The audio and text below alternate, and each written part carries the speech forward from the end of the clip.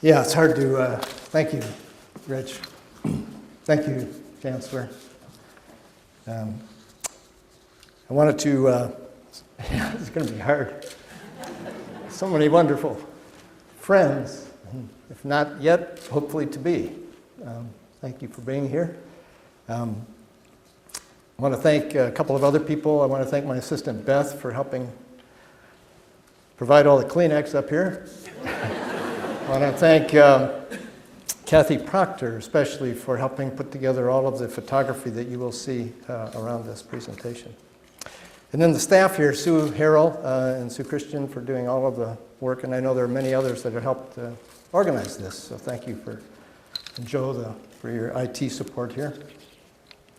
You know, when I first found out that I was chosen for this, kind of out of the blue, Professor Manan, was kind enough to meet with me, and he suggested to me that I approach this as if I were talking to our grandchild. And fortunately, we have a grandchild. We have a grandson. And so to think about how would you share what you think most important, so that's how I'm approaching this. And so I called him. He's a year and a half old now. I called him the other day, and he flew in from Raleigh, North Carolina, bringing his mom. His dad couldn't come. He's doing a soccer camp in Dallas, but brought his mom, Megan, with him. So I want to dedicate this to our loving grandson, Nicholas James Costa. So thank you again for everyone being here. This is very humbling, trying to reflect some wisdom to this audience, people who know wisdom. And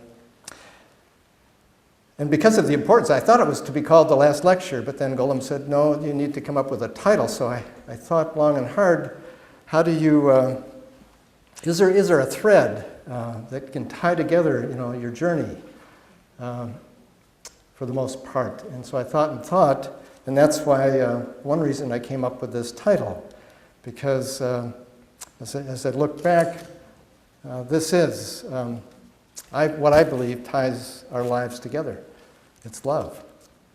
And then the second is that we don't talk very often about love, especially in our professional worlds, and that certainly pertains to medicine. And so given how important it was and is, and then the context of this, I ask your support in discussing this difficult, wonderful topic. So I'm not going to try to define love for you. You all, I think, have a very good idea of what love is.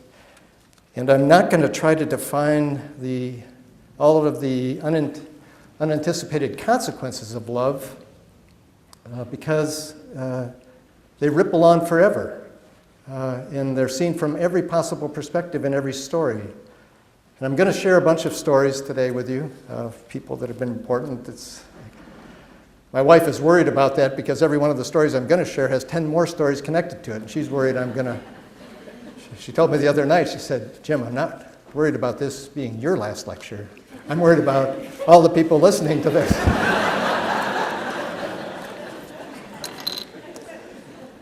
So let me start here.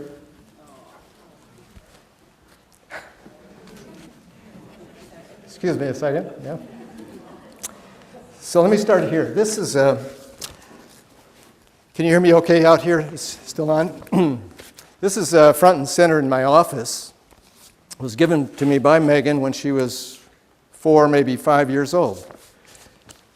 And this was when I came in 1978. Rich and I were building the program. And for quite a few years, there were just the two of us with some incredible nurse practitioners enabling us to do all of this. And we got out of balance pretty quickly. We'd live at the hospital. We'd spend 150 hours a week, literally, in the hospital. And we loved it. But when Megan made this for me, and I'm sure Pam helped channeled that to my office, I looked at it, and I do have very mixed feelings about it because, Kierkegaard said life can only be understood backwards but must be lived forwards. And I looked at this and I thought, well, maybe not. Maybe Megan got it. She saw somehow, through Pam's eyes, I'm sure, where Rich and I were investing our kind of heart and soul. On the other hand, I wasn't home nearly as much as I should have been, so I was out of whack. So I put that front and center, and I have pictures from all over the creation, literally in my office, and of people from every part of the world that are so important to me. Many of you are in my office, and so I put it there because as we recruited and built our division, it was very important for faculty we brought on board to maintain balance much better than Rich and I did. So we spent a lot of time talking through that and counseling and trying to help people get better balance for their families, because that's ultimately the most important job we have. So let me start with Riley, because that's where Rich and I, we met each other before then during our research careers, but this is where it's at. And I've always looked at Riley Hospital as the house that love built. We feel so blessed to have gone here every day of our lives where there's palpable love. I've always thought, what can be more powerful than the love of a parent for a child? And some of us, I think, aspire to have even a greater love for our Creator, but I've never been able to see the difference as a human. I've always thought, what can be more powerful? Loving your child is love for your God. And someone said, children are our hands that we use to take hold of heaven. And I think that's the case. So we've been blessed to live in a place that we think is sacred, is holy, and that's Riley Hospital. And there are a few journeys here I wanted to share. I think all of us probably have faced struggles of our own. The older we are, the more we see. Maybe others around the world. But I've seen a lot around the world, been blessed that way, but I tell you, I have never seen more heroic journeys than at this institution. So let me tell you three.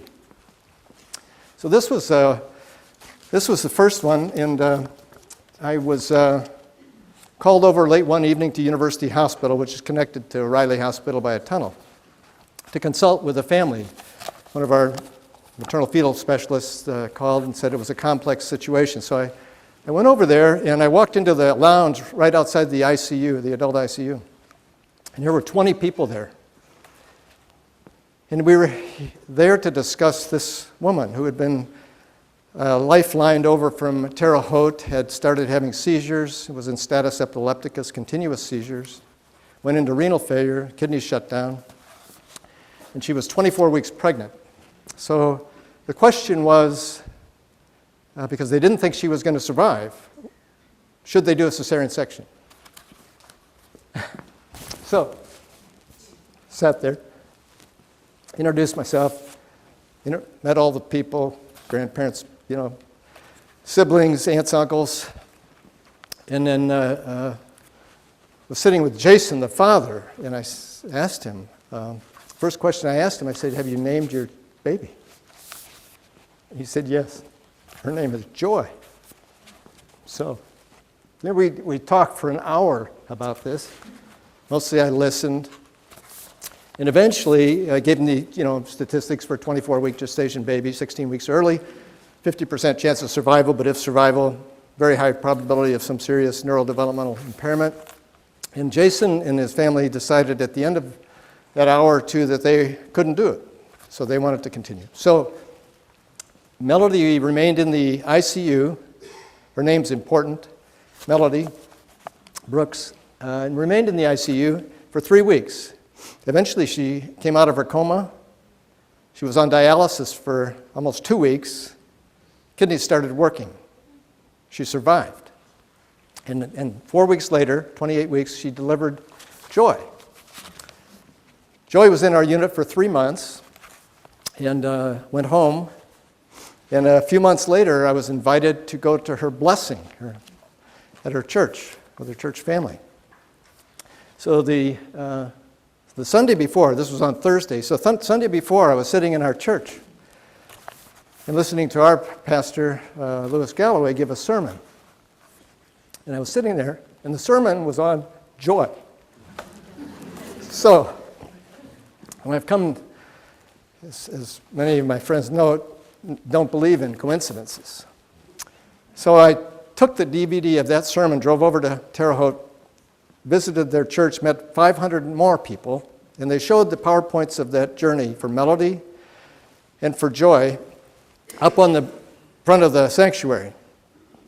Well, Melody had a beautiful voice, but her vocal cords were injured during the intubation, and they told her she probably would never regain use of her voice.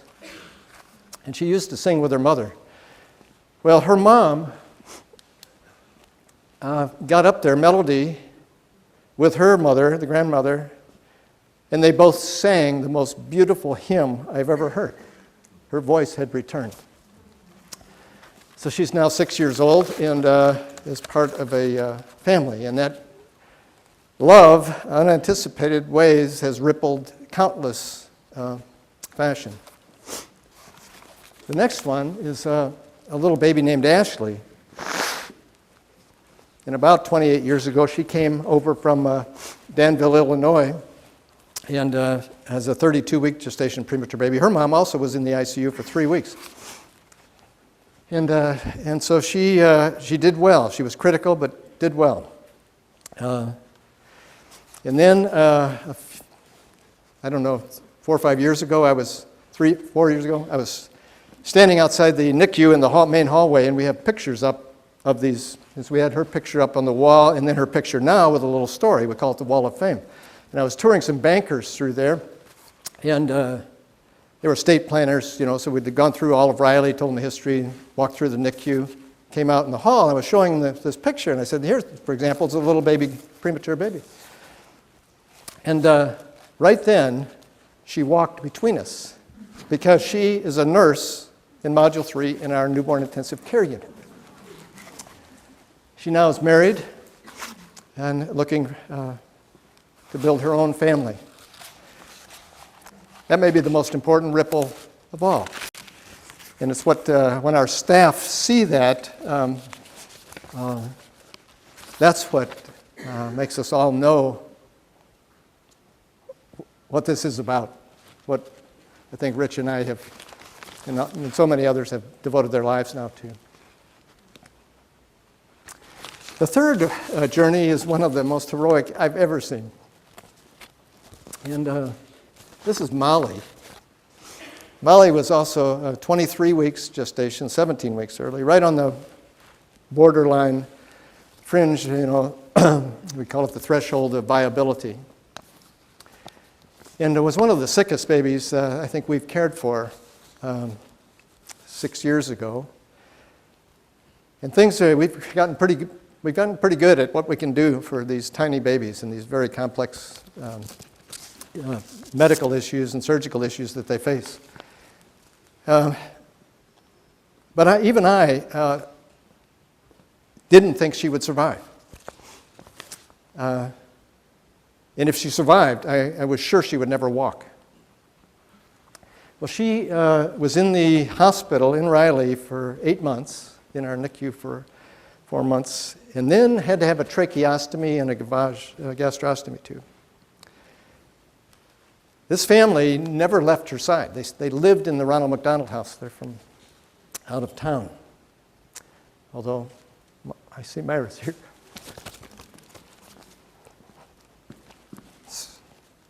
So we watched Molly, and I was awed by this journey. This was Halloween. And this is her dad, Joe, who's fabulous. Joe Hess, Molly Hess, Myra Hess. And they stood by her, this tiny, tiny, fragile little baby, throughout. She ended up with a tracheostomy, went home on a ventilator actually, very uncommon, heroic. Had to have her airway reconstructed by essentially experimental surgery twice, and eventually closed the stoma, right? And so I didn't, if she walked, she would never talk. This is Molly. And not only can't she talk, but here she is singing with her dad at the IU Dance Marathon, where they give back almost tirelessly. More important than that, I just learned that this year, she's 6 years old, this is what she said.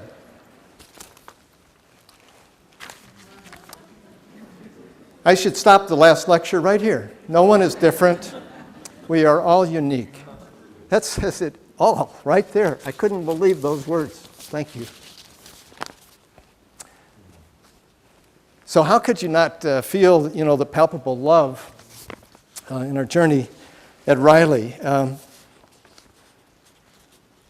So from all these, families and children, we are taught the power of love. Much more important than the medical care we provide is love. We have studies now that prove this. Molly's outcome was far more determined by the integrity and commitment and passion and love of her parents, than anything we ever did in the NICU. So our job, over time, we said, well, how do we teach that?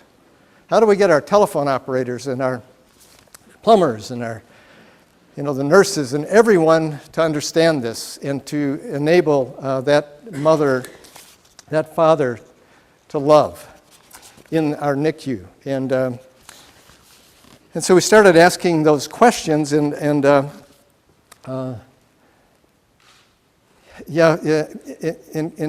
fundamental question is, can you teach compassion and love? Can we learn it? Well, Aristotle thought you could. He said, that's virtue. Goodness is virtue. Being right is a minimalistic legal term. So what we want to do is we want to be good and learn to become gooder and gooder and gooder. How do we do that? One of my favorite definitions of compassion, some people equate compassion with love. But my favorite definition is taught to me by one of my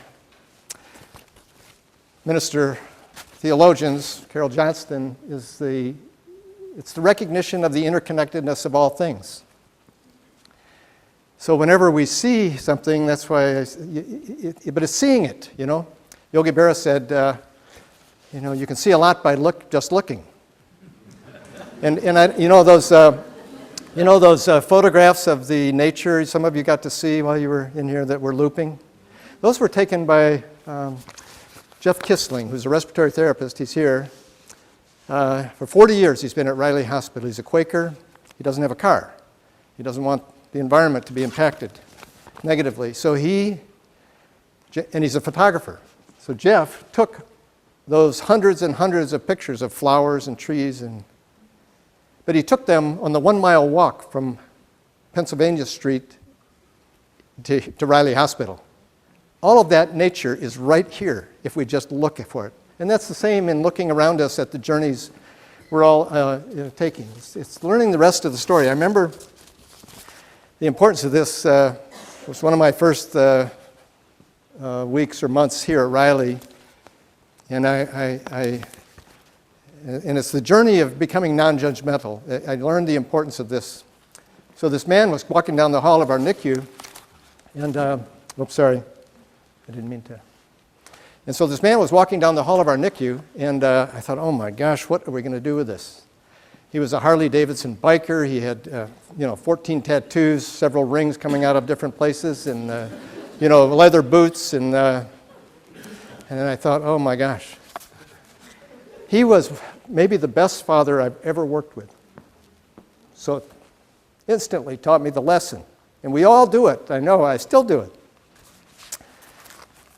I was sitting with him, I don't know, one night at 2 or 3 in the morning, and we were just chatting, and I asked him where he was living. He said, I'm living in our truck, in our pickup. I thought, oh my gosh, this is the importance of the rest of the story. So turns out he was an assembly line worker, and the union had gone on strike. And he had to cross the picket line to keep his insurance for his wife and his 2 premature twins he had in the unit. And they burnt his house down because of that. And I thought, if we never sat and learned that. So that's how we then gradually became more and more aware of what we can learn from families. And there's always more to the story than what's going on right around us. So that's how we teach our young people to try to go up to a mother in the unit and say, thank you for being here, because not every baby has a mother here. And embrace her and nurture her strengths, concentrating on strengths, not the weaknesses. You can enable people to do a lot with our weaknesses when we are affirmed around our strengths. And that's the kind of tact we tried to build into the fiber of our unit. Well, that led to our understanding that at Riley Hospital even, so we asked the question, well, who really is the visitor here? And we learned that it's us, the care providers, the doctors, the nurses. We're the visitors. My gosh, who needs to be with their child? It's the family, the parent. And yet all of our hospital, regulations are built to restrict visitation to here and there and so on. Well, we learned that, we're the ones that are privileged to visit and provide the care and support. So as that evolved over time, and we got a clearer and clearer understanding that I started a series called Parent Staff Seminars series. So we would find and we started in the NICU, but eventually we did it all throughout Riley. So we'd find an articulate set of parents, like the Hesses, who would be a couple years out from their journey and come back and reflect to us, particularly to the young house staff, although I always wanted the older physicians to listen in. They're the toughest to sometimes inform. Our ways are hardest to change. And learn what was good and bad from a parent's perspective, because parents see things that we as care providers never see. They see the important things. They notice how soft our voice is, how open our charts are, the information, how clean the environment is, how gentle the touch or not, how the laughing is appropriate or inappropriate. Do they touch? Do they share a tear with us? We learned that that's okay to care and express our caring. So that evolved into this formal program. And the first person who chaired our parent support group, Sarah Fowler, she and her husband Keith lost the premature baby here. We got to know them extremely well. I fell in love with that family. Probably have continued to fall in love with every family I've met since then. But the Fowlers, through their generosity and generosity of others like Ellie Thurston and her husband Max, who passed away, and many others, now we have a partially endowed $1.5 million family support program. And I was able to hire now 4 parents. They're mothers so far. We may be looking for a father here pretty soon, who've been through the NICU themselves. So, oops, I'm sorry, I keep interfering. So, Susan Sears, I hired about 7 years ago maybe as the director. She's the mother of triplets who are 11 and a 13-year-old daughter. Incredible kids. Susan has been one of my anchors. Sharon Dotson, I don't know how many years, Sharon, 15, 18, 15, who has a 31-year-old, 32-year-old, profoundly impaired daughter that she and her husband Jim have cared for, and then 2 others, Donna Olson and Beth DeHaas, who now work full-time at University Hospital in our NICU. And I asked Susan to build the best family support program in the country around our NICU, and she's done it. They have all done it together. It's maybe if I had to say a legacy that I'm proud to leave with, it may be this, because it's the It's the right part of medicine. This is the art of medicine, the caring part, learning from, the families. And we have a reunion every year that Susan's not too happy with now because I asked her to run it, organize it. So we have 1,500, 2,000 people come in under tents across from Riley. And it's the only time our collective family of staff, we have activities for all of the families, and the collective family of the children. And many are in wheelchairs, hearing aids, glasses. But it's the love that you see and feel. It's my favorite day of the year, I think. And because you see what love does and the ripple effect and what it means to these children, to the parents, to the grandparents, all the others, and to the staff, because then we have 25 or 30 families who come who have lost their child, their baby. And they come because oftentimes it may be the nurse practitioner or the nurse or even the volunteer who may be the only person who walks side by side through that entire journey with them. It's hard for most of us to understand what goes on in this world. And it's very, very special. So this family support program is one of the great unanticipated consequences of love that evolved, I think, out of our NICU and out of our children's hospital. It now has spilled over into all of Riley Hospital, into other hospitals around the state, and into contiguous states. So thank you all. So a big lesson that I think I've learned here is that if you want to provide excellent care and caring for a baby in the NICU, you need to ask the parent how to do that. If you want to provide excellent care and caring for a child in Riley Hospital, you ask the child, what do you need, and what is good and right and not so good? If you want to help a victim of domestic violence, you ask an abused woman to lead the way. If you want to help a homeless person, you have a homeless person sit on your board with you and lead the way. I keep thinking if all of the businesses in our world did that, we might be in a very different place today. Well, I have to say a few words about this faculty. To me, this may be one of the greatest gifts to our world, is this. And all of them aren't up there, and I wish I could talk for an hour about every one of them. So these are our faculty, and when I know it's not my leadership and research expertise that brought these back. I remember I was giving grand rounds a few years ago, and Rich was introducing me, and I was feeling really proud because he said, now Lemons here is world-renowned. Lemons is one of the 3 foremost experts in the world in fetal amino acid metabolism.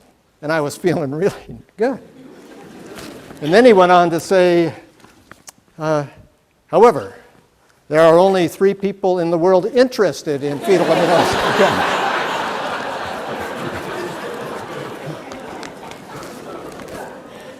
Then a few months later, I was sitting with our fellows. We trained 2 or 3 fellows a year for 3 years in neonatology. And thank you for some of our fellows are here. And I was sitting there after Ed Lichty, after Ed Lichty right here, who's one of our other 2 experts in the world on fetal amino acid metabolism. But he also wrote the seminal paper in 1990, Riley Hospital being at the lead institution of a huge multi-center trial that documented the safety and efficacy of surfactant to be given to premature babies for respiratory distress. And I won't explain what that is. President Kennedy's child died of that immaturity. Surfactant would have saved him. The most important things, surfactant became standard of care for preterm infants around the world that year. And I was sitting there thinking, my gosh, what more can we do? I was telling this to the fellows.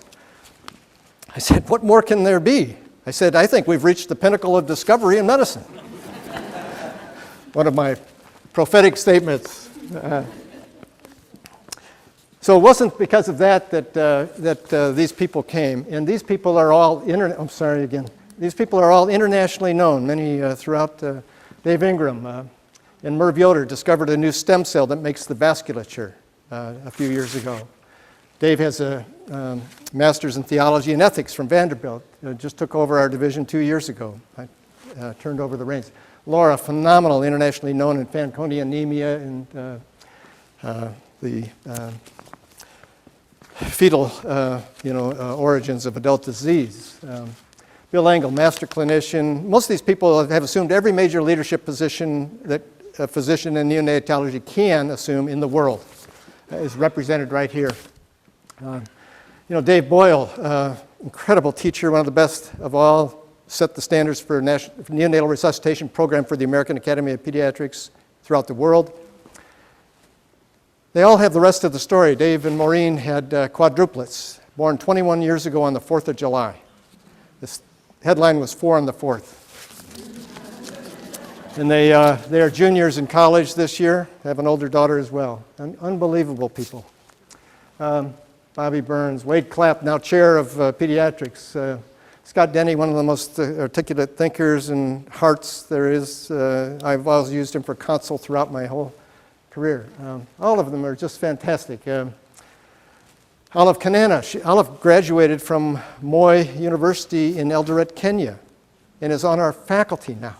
She's going to go back and eventually work in the Mother Baby Hospital to set new standards of care for newborns in Kenya. Ed Lichty spent a year in Kenya, even though he's an expert in fetal amino acid metabolism. This is where his heart is, and now he's got huge NIH grants doing research around women and infant outcome in Kenya. Michael Troutman and Diane Laurent setting up they're a couple, both neonatologists with us. They're setting up an exchange program in Mexico around neonatology. Joanne Mattori, single mom, 2 daughters, spent 6 weeks in Kenya. She's kind of one of our moral compasses. Brenda Poindexter, who has become one of the internationally recognized leaders in clinical trials in neonatology.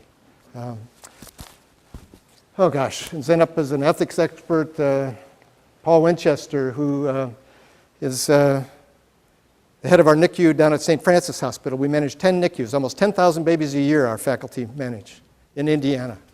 Incredible impact. And Paul was the first to discover, I think one of the first to discover in the country, that what we put into our environment, in this case atrazine that goes into the water, has an adverse outcome on pregnancy in our country. He did that from St. Francis Hospital here in Indianapolis. Where was our public health service? Why weren't they monitoring it? And that research has burgeoned into trying to understand better the effects of what we do to our environment on not just the environment, but on humanity and our cosmos, our creation. Oh, there's stories about every one of them. Greg Sokol, who's another moral compass for us, was one of the great hearts, I think, in all of us, and just the most humble person. Anyway, I'm probably missing people I should be saying, but... So what is the lesson from that? These people were all easy to love when they came here. I think that's what it was. You know, they were great scientists, great teacher, but I think what we felt was love for each other and for what it is. And they stayed here. They all stayed here. This collection of faculty and all of this, 200 staff that they employ is a gift to this creation, to this world. It's unbelievable to me to see this. And I read a book about it. Carol gave me a book last year about this called Heroic Leadership. So this Jesuit priest went on to Wall Street, and he said, I'm going to try to see what are the commonalities or differences between leadership qualities on Wall Street and in our geopolitical arena for the last century compared to what the Jesuits have done for almost 500 years. Not a lot of shared values. But what I learned was that love was the guiding principle. You care about the people you serve. You don't frighten them into doing something because of oppression and penalty. You love them. You care about the people you serve. Rich always said as chair, I always remember that, the only reason he said the office of the chair of pediatrics existed was to enhance the excellence and happiness and creativity of the faculty. He was an incidental administrative, the best chair we ever had, built our department from 40 faculty to over 300 faculty, the best in the world. He would say it's one of the few top in the world. I think it's the best in the world. Second was his self-awareness, which is an uncommon quality apparently in humans. And it's true. It's true, you know, to reflect on oneself and be able to see one's own strengths and weaknesses and act upon that to then understand others better and then focus on the positives. You know, we think 10 to 50,000 thoughts a day. Isn't that amazing? That's why Aristotle thought it might be possible to become gooder, because if we can intentionally try to think better thoughts, you know, instead of seeing a dead leaf, you see the beautiful veins in that leaf and the tree from whence it fell. You know, you start looking at people not as someone with HIV/AIDS, but as a human being that is but for the grace we walk there. It gives us a whole new understanding of humanity. And then creativity is the third one. And I always liked Einstein's quote, you know, imagination is much more important than information. And then heroism, the willingness to jump off and take the risk. You know, in a book written, I think it was called something like The 5 Secrets You Need to Know Before You Die, interviewing a whole bunch of older people, of how did they reflect on their journey? You know, was it content? Was it not content? Those that were not content all regretted not taking the jump, not taking a risk, wishing they had that chance over again. But we only go around once, especially with the children. I've got to move on. I know. Oops. So Kenya's always been a big part for at least the last 17 or 18 years in our lives. And we went over in 1994, took Kevin and Megan with us. They were in high school, spent 3 months, and then that journey began. And as Rich said, with his approval and support, we raised actually close now to $3 million and built this hospital. And it's now delivering actually 15,000 babies a year, with 75 babies a day in the newborn intensive care unit, all run by the Kenyan faculty and staff, most of whom trained in the medical school that was started there. And that's what the IU-Kenya partnership was. That's why it was so appropriate that Bob Einters gave the last lecture. It's unique. That relationship is unique in the world, and it's all about relationship. You know, it's not about building this building. The only reason Pam and I wanted to build this building was because of the relationships we had with all the people in Kenya, that we wanted a place where they could deliver in a beautiful environment, the poorest of the poor, to start their life. Olive Kanana told us how important that was. We're the faculty who were dedicated and stayed here in academics in Kenya and taught the students to have a place to, you know, that they could be proud of and be happy in. The environment is important, so that's why we wanted to build it. And these words I got to write on the plaque right outside the hospital, which are the same words except for Indiana versus Kenya in Riley Hospital. And it was to build a permanent academic sister partnership in perpetuity between this hospital in Kenya and here. You know, there's the old adage, you can give a man a fish, which is good, but much better to teach that man to fish. But we've learned there's another one that's even better than that, and that's to build and stock the pond. That's creating a school, a medical school in this case, taught and run by the Kenyans for the Kenyans. That's stocking the pond. That's enabling people. You know, one thing I've learned in the last few trips over there, I spend all my time trying to identify leadership there to support and enable to do what they believe is right and can do. The leadership there is phenomenal. The leadership wherever we look is phenomenal, but it's got to be done by the people themselves. So these were hugely unanticipated consequences. But there's one story, I could tell a million stories, I won't, around this. So let me tell you one. They all have looped back through Riley, So here's the Imani workshop over there, which is about 80 HIV-infected people, mostly women, a few men. They come in as skeletons, leave 6 months later, 3 to 6 months later, healthy, fed, treated for HIV for free by the AMPATH program. And while they're there, they're taught a sustainable craft enterprise. Yeah, I love that quote by Archimedes. Kathy put that in there. And it's all for women and children, because those are the least of the least. That's one reason we built that hospital, was to raise up women and children and remind us constantly to care for the poorest among us. So I met a woman there who was the wife of an obstetrician who was an amateur artist, and she was spending time at the Imani workshop, and she actually taught some of the women to paint for the first time. So I heard about it, so I went down there and saw some of the paintings. This is the first time they've ever painted.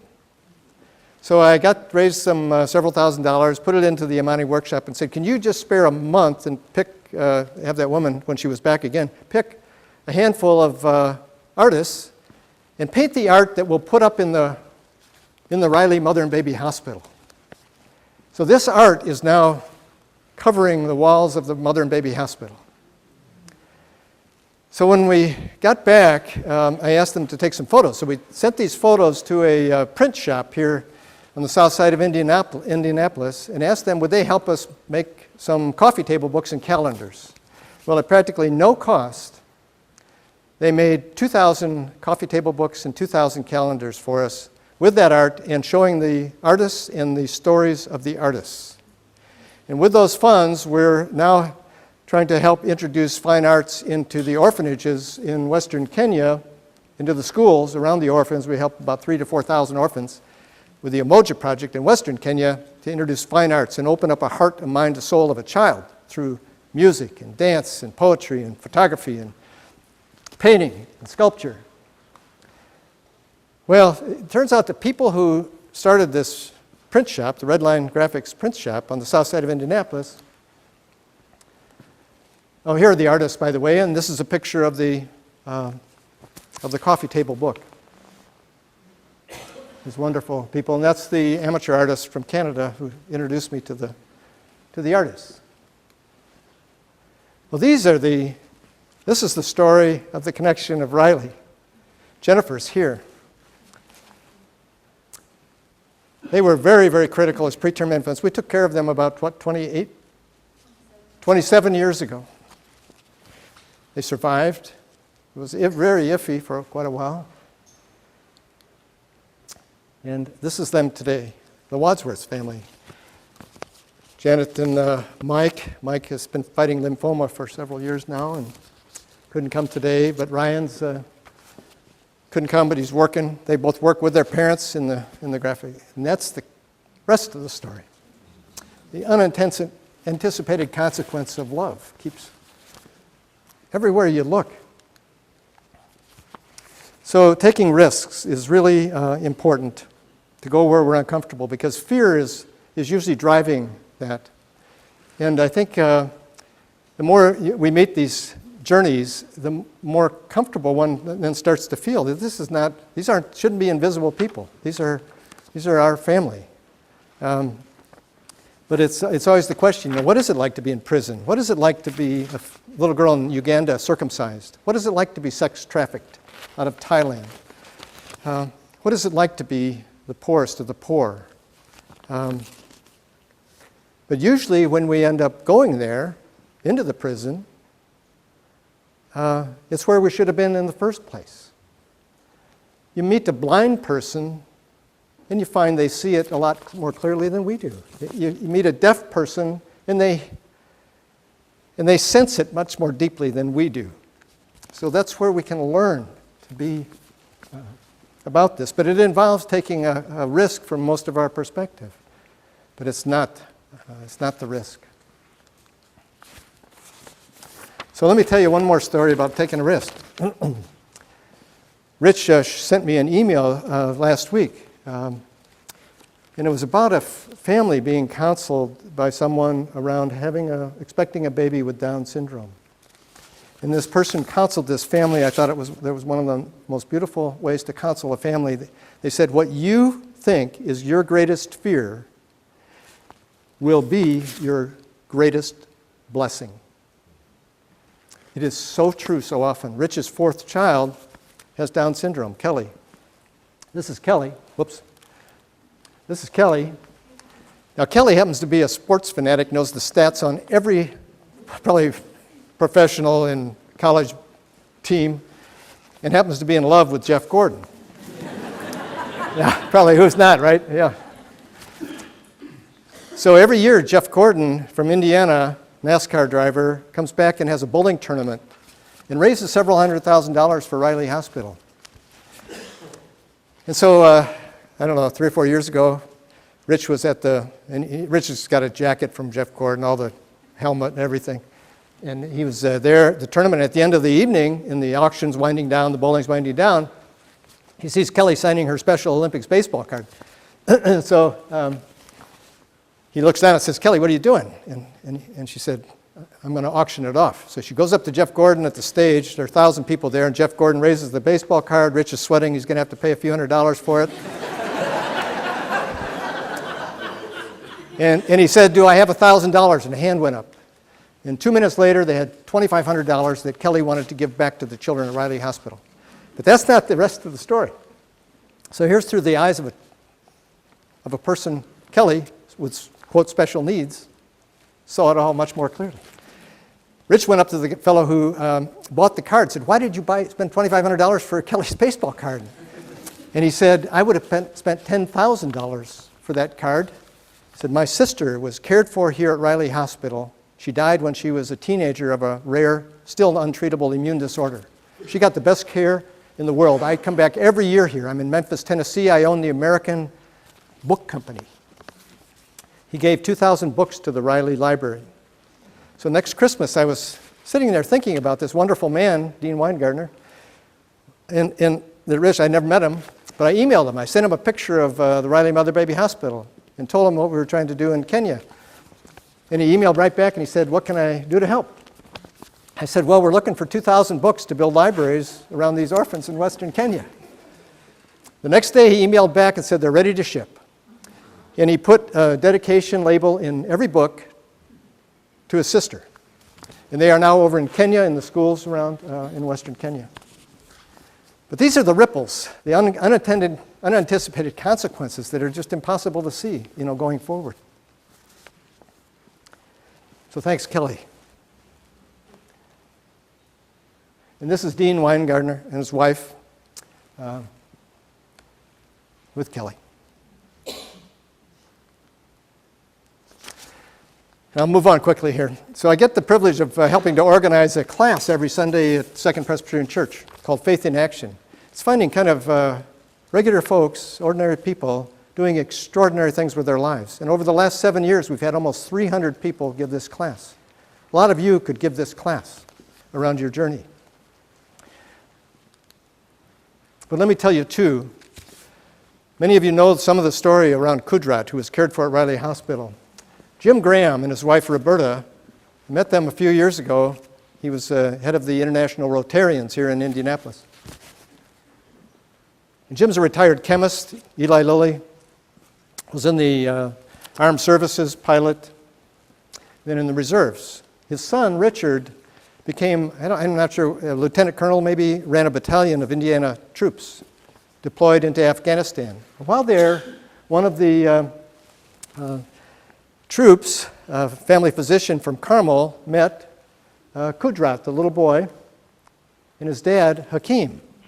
They were outside of a huge tent camp, refugee camp in Kabul, 1 million people, and they raised some money. Richard raised some money from the troops and went in and took in candy and clothing and food, and that's how they met.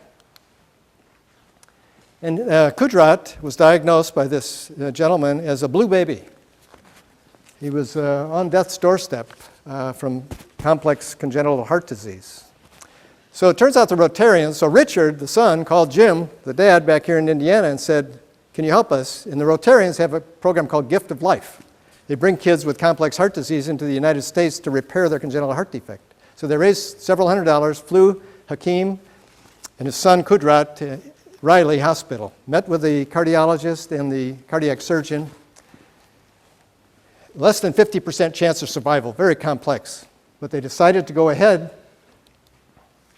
There's Jim in the hospital with Kudrat, and they fixed his heart. And it worked. He survived. He stayed with the Graham's home, Brownsburg, for 3 weeks, gained 11 pounds, from 9 pounds to almost 20. Couldn't even roll over, and was standing up and feeding himself. Flew home that weekend back to Kabul. 2 days later, he died unexpectedly. That was the headline in the Indianapolis Star. And that's the only story I knew. But the rest of the story.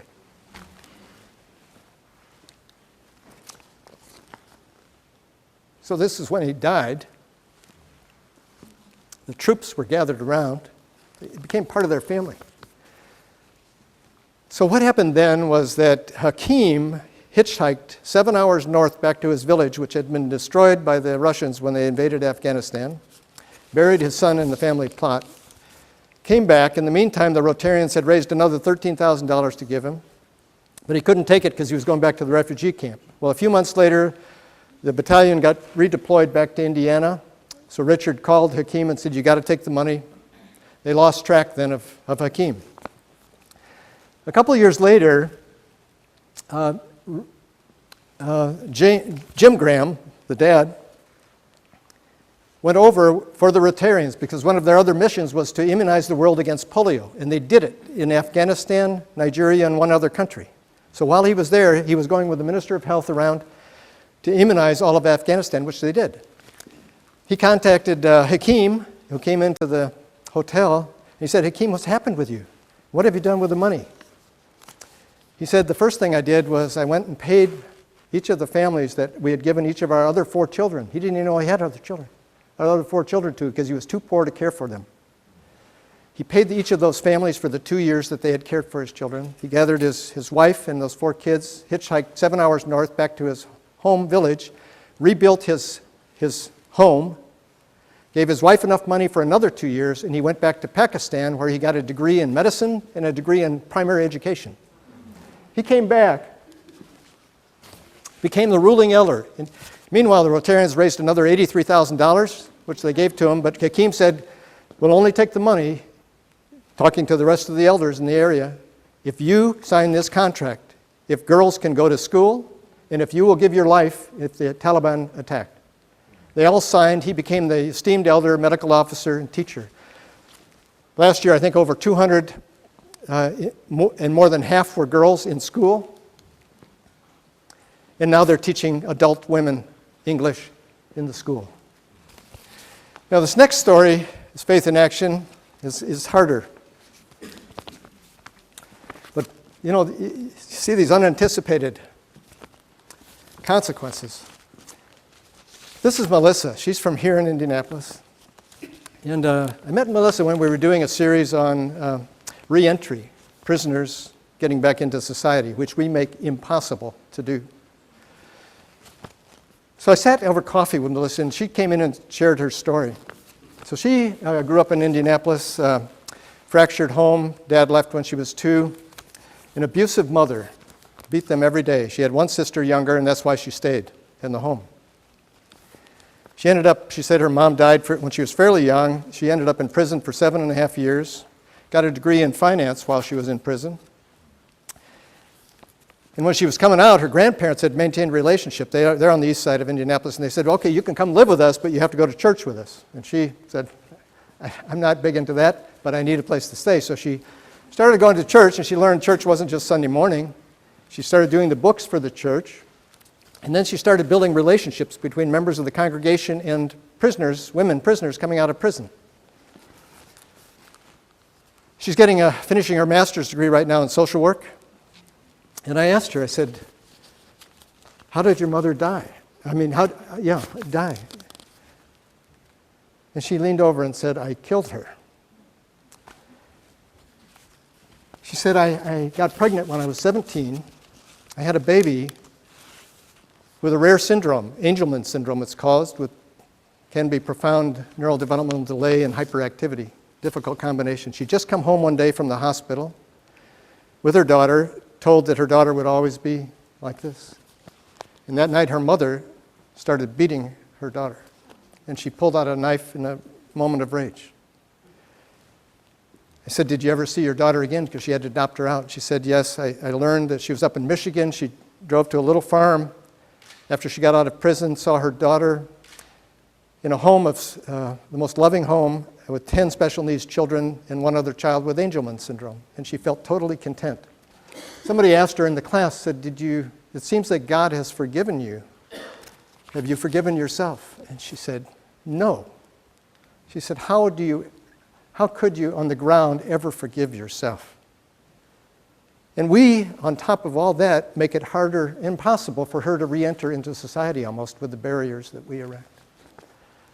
So it's these journeys that are right around us. If we can just look into the eyes of people as we walk down the street and think, what is the rest of that story? Somebody's suffering, somebody's joyful. Can we share in whatever it is and make ourselves better and more aware?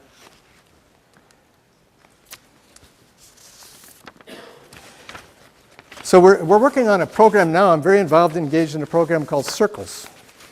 It's a poverty alleviation program. We just hired 120 applicants. The executive director, Nick Reich, has got an incredible story of his own as the executive director, and our staff share his sessions. It's built on relationship, intentional relationship between those of us who have and those who don't. No longer can poverty be invisible. Betsy Whaley works on this out at the Julian Center. We think this can change the whole world because it is built on love and it's built on understanding that but for the grace, we're born in a nice home with parents, or we're born in urban Indianapolis with a fractured home like Melissa was, or in Kenya, rural Kenya. I think the intent to understand what poverty really is. I've thought a lot about poverty, and this is a recent initiative just over the last year and a half. We got a grant through some heroic work by Marianne Galloway at the Department of Health to begin this National Development Center here on Circles Out of Poverty. But poverty, you can define it in any which way you want versus wealth. But I think we all know that probably the worst poverty is poverty of love. Some of the wealthiest materially in our world, I think maybe the poorest of all. Because over time we learn, when you give your last lecture, and all of you hopefully will have the chance, that's what matters. Material things are truly nothing. They're a vehicle to help change the world, and they need to be used properly, but that's the greatest poverty, I think. And the greatest wealth are sometimes the poorest people who would give anything. Probably the greatest gift I find is enabling a person who's never been able to give before to give. That may be the greatest gift of all, and then perpetuate that.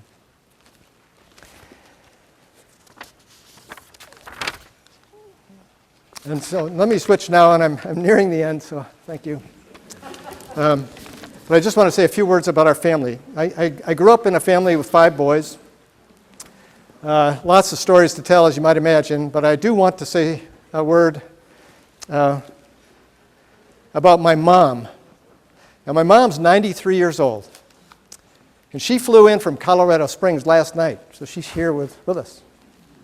My mom has been, and my dad, and Mom has been my grounding, my rock, I think.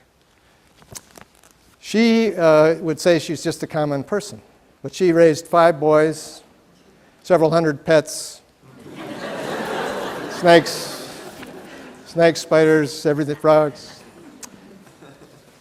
and as a nurse, working nurse most of her life. I think she's the most uncommon person, honestly, I've ever met. She wants for nothing because she wants nothing. Friends, family, and faith, in probably reverse order, are all she seems to need. So I wanted to ask my mom to stand. That's exciting.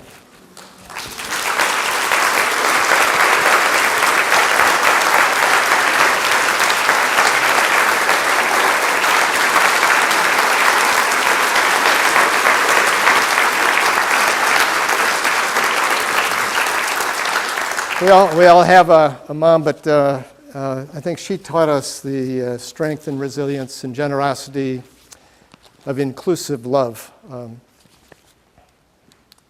And then, real quickly, our three kids. So Megan is our youngest, and then Kevin, and then Ken. So Megan's here. Dave couldn't be here. They are the embodiment of love, and of course, Nicholas is their heartbeat. Megan was the one who did the letter for me, the picture of love, caring for a baby in the hospital, and grew up on a horse, and she used that when she got her doctorate in physical therapy. And she would, when she was in Indianapolis till about a year ago, worked at TheraPlay, and she took care of all the complex special needs kids getting physical therapy on horseback on the north side of Indianapolis. And she'd call us one at night, and she'd say, "Dad, I took care of this incredible family," and it turned out to be a child we had cared for in the NICU, and we were loved. So it was a kind of the best of continued care, but again, kind of an unanticipated consequence. And so they love Megan, and she's rippling that now in North Carolina. Kevin,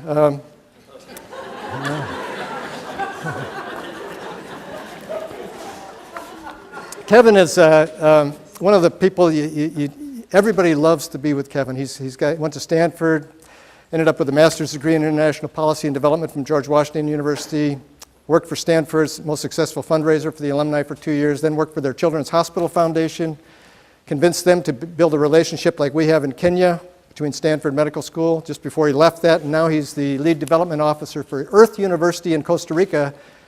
He's the West Coast Development Officer, and their mission is to train the next generation of expertise around eco-justice in the developing world. And they recruit the elite candidates from South America, African countries to enroll in their university to become that expertise for the future.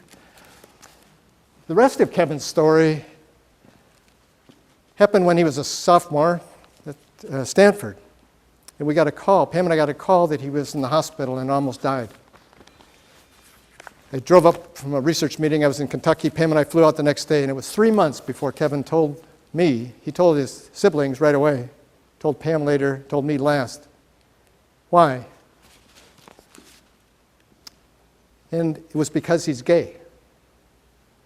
So Pam says to me, let's see, Kevin. I think it was Kevin 1 minute ago. I think he's Kevin now. Kevin has taught me more about inclusivity and understanding, regardless of your own personal perspectives on this issue. I've learned untold about inclusivity in our world. We oftentimes build the biggest divisions in our world around love, quote, love, that divides us rather than includes us all. So thank you, Kevin and Megan. And then Ken. So Ken did the 5-university, 8-major, and 13-year program.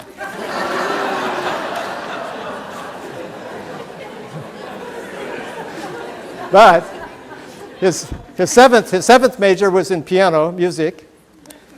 And then he went off snowboarding, came back, got a master's in piano pedagogy, teaching piano at Butler. In the meantime, though, he had discovered and uncovered the first visual translation of the language of music in rainbow-colored geometry. He has 50 patents that touch literally everything in the world. All science, all sciences, all medicine, all entertainment, all fundamental learning is a paradigm shift for learning. It touches everything. Hasn't happened yet, but you can watch for it, and that's all I have time to say.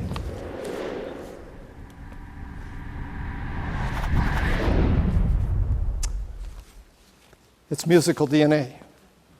Thank you, Ken. Follow your bliss, as Ken would say. So these are our three kids. They taught us whole new dimensions of love. And I think of all the things I guess I finally learned is that, love He is the only and best answer. And then there's my wife, Pam, who's, Pam, can you come up here with me for just my final comments? But my wife has been with me for 40 years and has led the journey most of the way. She's a nurse practitioner, one of the first masters trained in the neonatal nurse practitioner of the country. Ken was in the NICU preterm for 3 weeks back in Denver. And Pam is the best. She cares for the special needs kids at Riley Hospital with one of the best programs in the country, Marilyn Bull running it and building it, and is the best teacher of special needs children and parents of special needs that I've ever met. She's taught me all the good things of smelling the roses and where to look for love in all the right places, and so thank you, honey. And so these are my final remarks.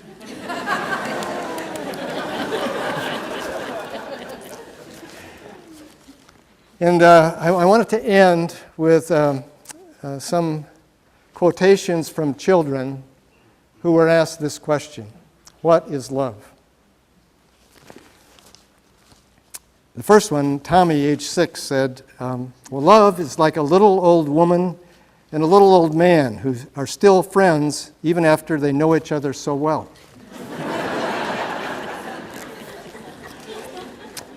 Or Jessica, age 8, said, you know, you really shouldn't say I love you unless you mean it. But if you mean it, you should say it a lot. People forget. Or Lauren, aged 4, said, I know my older sister loves me because she gives me all of her old clothes and has to go out and buy new ones. In the eye of the beholder. Or Nika, age 6, said, if you want to learn to love better, you should start with someone who you hate.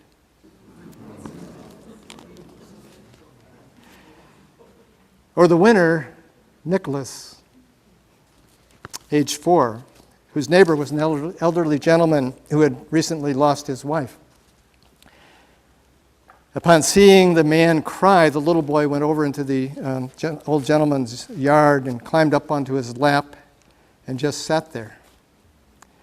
When his mother asked what he had said to his neighbor, Nicholas said nothing. I just helped him cry.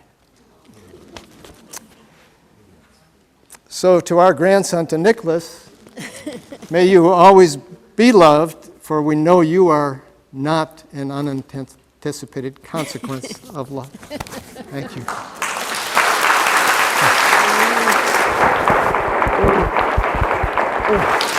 Well done.